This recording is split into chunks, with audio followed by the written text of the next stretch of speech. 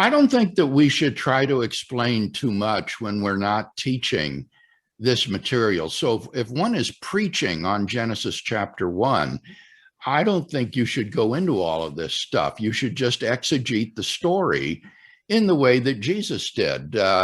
He said, God created the man and woman. He united them together as man and wife. And so what God has joined together, let no man put asunder, and that this is the teaching of the story.